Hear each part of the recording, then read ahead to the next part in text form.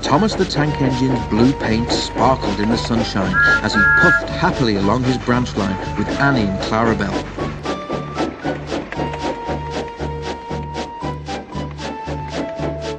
Blue is the only proper colour for an engine, he boasted to the other engines. Oh, I don't know. I like my brown paint, said Toby. I've always been green. I wouldn't want to be any other colour either, added Percy. Blue is the only colour for a really useful engine. Everybody knows that, spluttered Thomas.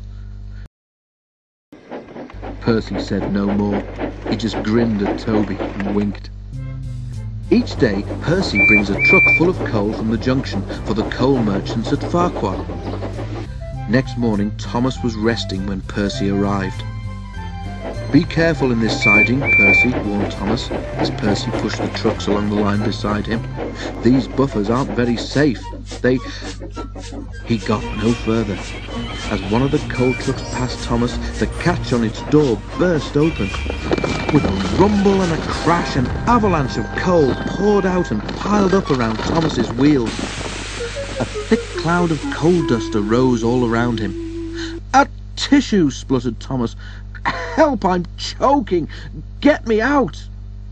Percy looked worried.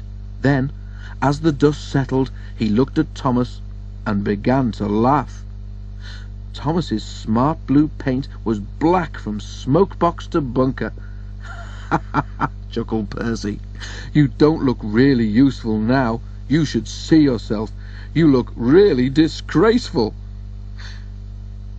"I am not disgraceful," choked Thomas furiously. "You did that on purpose, Percy. Now stop your stupid giggling and get me out." But it was some time before Percy could help. The coal bunker stood behind the buffers which Thomas had said were unsafe.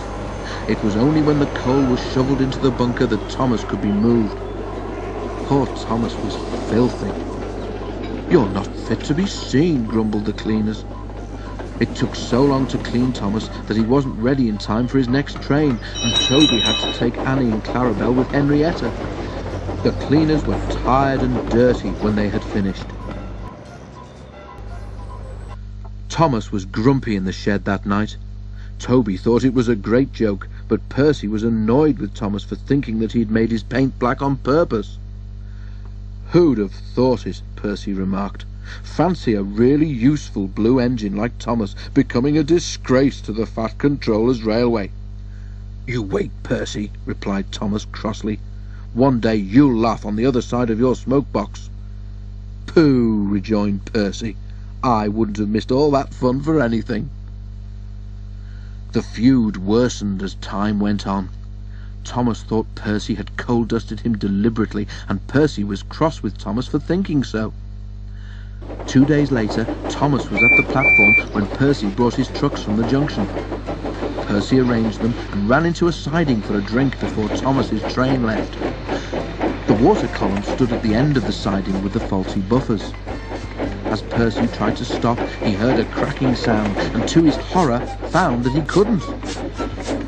The buffers didn't stop him either. "Oh, wailed Percy. "Help!"